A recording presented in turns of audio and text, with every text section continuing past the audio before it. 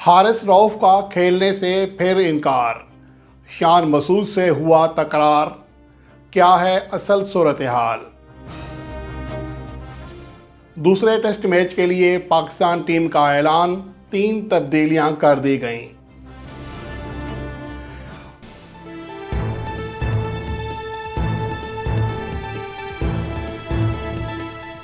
पाकिस्तान और ऑस्ट्रेलिया के दरमियान दूसरा बॉक्सिंग डे टेस्ट मैच कल यानी 26 दिसंबर से शुरू हो रहा है मेलबर्न में, और इस मैच के लिए पाकिस्तान टीम में 3 तब्दीलियां कर दी गई हैं और रिजवान वापस आ गए हैं। सरफराज अहमद को ड्रॉप किया गया है, इसके हवाले से बात करेंगे। लेकिन उससे पहले अहम खबर ये है कि पाकिस्तान टीम के फास्ट बॉलर हारिस रऊफ जो कि बिग बैश खेलने के लिए ऑस्ट्रेलिया में मौजूद हैं, उनसे शान मसूद ने रब्ता किया और इसरार किया कि आप पाकिस्तान के लिए टेस्ट सीरीज़ खेलें, क्योंकि हमें आपके पेस की ज़रूरत है मेलबर्न में भी और सिडनी टेस्ट मैच में भी। और ख़ास तौर पर जब हमारे fast bowler Khurram Shahzad series से बाहर हो गए हैं तो आपको आना चाहिए। इस हवाले से दोनों में तकरार हुई, लेकिन हारिस रऊफ ने वाज़े तौर पर कह दिया कि वो ये सीरीज़ नहीं खेलेंगे।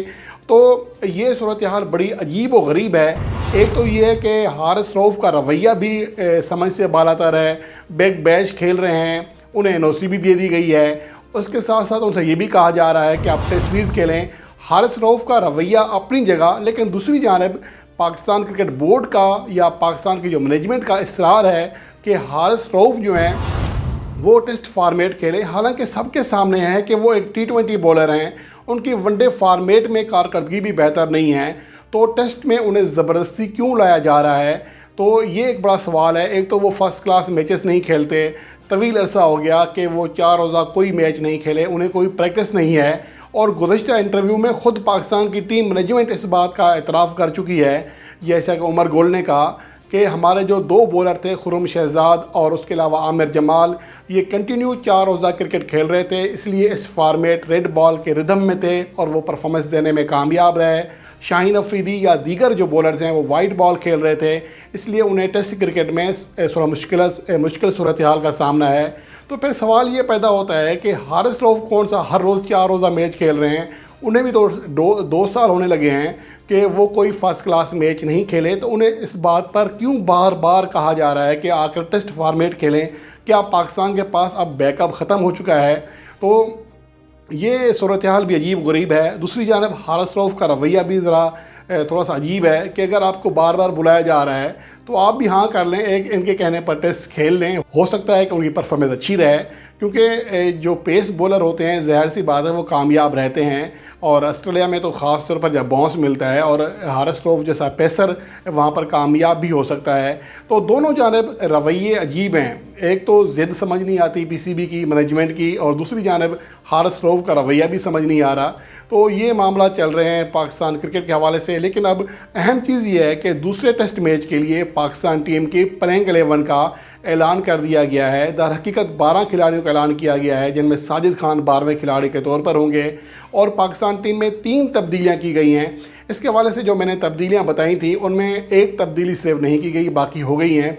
एक तो ये था कि अब्दुल्ला शफीक जो कि गुज़श्ता टेस्ट में और उससे पहले प्रैक्टिस मैच में नाकाम रहे, तो उनकी जगह मैंने कहा था कि सैम अयूब को मौका देना चाहिए, जो कि मेलबर्न में क्योंकि पाकिस्तान का रिकॉर्ड भी अच्छा है बैटिंग के एतबार से, तो वो अच्छी कारकर्दगी दिखा सकते हैं। लेकिन अब्दुल्ला शफीक को कंटिन्यू करने का फ़ैसला किया गया है। उसकी वजह ये भी हो सकती है कि सिर्फ एक टेस्ट मैच पहले वो डबल सेंचुरी बना चुके हैं दौरा श्रीलंका में, शायद इसलिए कि उनका एतमाद ख़राब ना हो, तो उन्हें बरकरार रखा गया है। लेकिन जो दूसरी तब्दीली की गई है, सरफराज अहमद की जगह मोहम्मद रिजवान को लाया गया है, तो मेरे ख्याल में ये फ़ैसला दुरुस्त इसलिए है कि सरफराज अहमद स्पिन के ख़िलाफ़ अच्छा खेलते हैं, एशियन कंडीशन में अच्छा खेलते हैं, लेकिन पेस के ख़िलाफ़ उनकी कारकर्दगी अच्छी नहीं रहती है। इसके मुकाबले में चूँकि T20 फार्मेट में ओपनिंग करते आ रहे हैं रिजवान, तो वो फास्ट बॉलर को ज़्यादा बेहतर अंदाज में खेल सकते हैं, तो इसलिए रिजवान को चांस देने का जो फ़ैसला किया गया है ये दर हकीकत अच्छा फ़ैसला है, और ख़ुद सरफराज अहमद के लिए अच्छा है,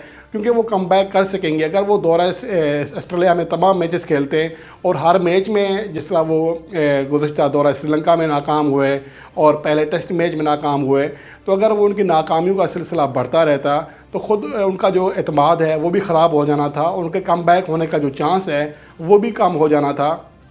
इसके हवाले से ये भी इतलात हैं कि मोहम्मद हफीज़ ने बहुत मुखालफत की थी कि रिजवान को एज ए टेस्ट प्लेयर ना खिलाया जाए, सरफराज अहमद के साथ जाया जाए, लेकिन बाकी टीम मैनेजमेंट ने यह फ़ैसला किया कि सरफराज अहमद की जगह मोहम्मद रिजवान जाएंगे। और उसके अलावा जो तब्दीली की गई है, फ़हीम अशरफ की जगह हसन अली को लाया गया है। फ़हीम अशरफ की कारकर्दगी मैंने जब प्लेइंग 11 बनाई थी दूसरे टेस्ट के लिए तो आपके साथ शेयर की थी। उनकी कारकर्दगी इंतहाई ज़्यादा मायूस कुन है, बैटिंग में भी और बॉलिंग में भी। तो इसलिए मेरे ख्याल में किसी को इतराज़ नहीं होगा अगर फ़हीम अशरफ को ड्रॉप करके हसन अली को लाया जा रहा है। हसन अली की कारकर्दगी के ऊपर थोड़ी बात हो सकती है, लेकिन पाकिस्तान के पास ऑप्शंस नहीं हैं। हसन अली का या दूसरा वसीम जूनियर है, तो वसीम जूनियर या हसन अली को अगर देखा जाए तो तजर्बे के अतबार से फ़ोकियत दी गई है हसन अली को, जो कि मेरे ख़्याल में अच्छा फ़ैसला है। उसकी वजह यह है कि जो ऑस्ट्रेलवी खिलाड़ी हैं ये मेंटली तौर पर बहुत स्ट्रॉन्ग होते हैं, और जो खिलाड़ी तजर्बाकार होता है वो भी किसी हद तक स्ट्रॉन्ग हो चुका होता है। और यही चीज़ है कि हसन अली को मौका देने का फ़ैसला किया गया है, शायद वो मेलबर्न में कामयाब भी हों। और इसके साथ साथ जो तीसरी तब्दीली की गई है वो खुर्रम शहजाद, जो कि अनफिट होने की वजह से पूरी सीरीज़ से बाहर हो गए हैं, उनकी जगह मीर हमज़ा को पाकिस्तान की प्लेइंग 11 का हिस्सा बनाया गया है।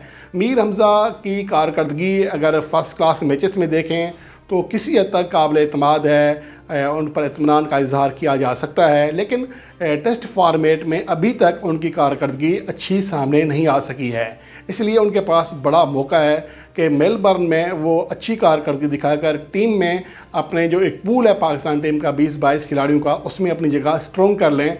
तो ये उनके लिए अच्छा मौका है कि वो परफॉर्मेंस दें। और 4 रोज़ा क्रिकेट भी वो कंटिन्यू खेल रहे हैं, पाकिस्तान के डोमेस्टिक क्रिकेट के रेगुलर प्लेयर हैं, तो उनके लिए ये अच्छा मौका है और मेरे ख्याल में उनको ऐसा करना चाहिए। और अगर वो बॉलिंग में परफॉर्मेंस देते हैं तो ये पाकिस्तान के लिए प्लस पॉइंट होगा। यानी अब मेलबर्न टेस्ट में पाकिस्तान के 2 लेफ़्ट आर्म पेसर होंगे, शाहीन अफरीदी और मीर हमज़ा। उम्मीद करते हैं कि दोनों अच्छी कारकर्दगी का मुजाहरा करेंगे। और अब आखिर में निगाह डालते हैं पाकिस्तान की प्लेइंग 11, जो दर हकीकत 12 खिलाड़ियों का ऐलान किया गया है। आज सुबह ही इसका ऐलान किया गया, जिनमें इमाम उल हक और अब्दुल्ला शफीक ओपनिंग करेंगे, शान मसूद तीसरे नंबर पर हैं, कैप्टन हैं, फिर बाबर आजम, सऊद शकील, मोहम्मद रिजवान जो कि रिप्लेस किए गए हैं, सलमान अली आगा को कंटिन्यू किया गया है, शाहीन अफरीदी वाइस कैप्टन हैं, फिर हसन अली, मीर हमज़ा, आमिर जमाल और साजिद खान को 12वें खिलाड़ी के तौर पर स्क्वाड में शामिल किया गया है। तो ये पाकिस्तान का स्क्वाड है दूसरे टेस्ट मैच के लिए, बल्कि पाकिस्तान की प्लेइंग 11 है। और उम्मीद तो कर सकते हैं कि पाकिस्तान टीम मेलबर्न में एक नई तारीख रकम करेगी, जहां पर पहले 2 टेस्ट मैचेस जीत चुकी है। लेकिन ये अलग बात है कि 1980 के बाद पाकिस्तान टीम यहां पर भी कोई टेस्ट मैच नहीं जीत सकी है। लेकिन पाकिस्तान के लिए बहरहाल मेलबर्न में किसी हद तक उम्मीद ज़रूर है कि यहाँ पर पर्थ की तरह उस तरह की पिच नहीं होगी, किसी हद तक बैटिंग को भी सपोर्ट करेगी। अगर पाकिस्तान के बैटर्स, क्योंकि यहाँ पर अगर देखा जाए 2016 में पाकिस्तान के बैटर्स ने बहुत अच्छी कारकर्दगी का मुजाहरा किया हुआ है, तो अगर इससे इंस्पायर हो जाए पाकिस्तान की बैटिंग लाइन तो यहाँ पर बड़े दिल के साथ अगर खेलें तो बड़ी कारकर्दगी दिखा सकते हैं।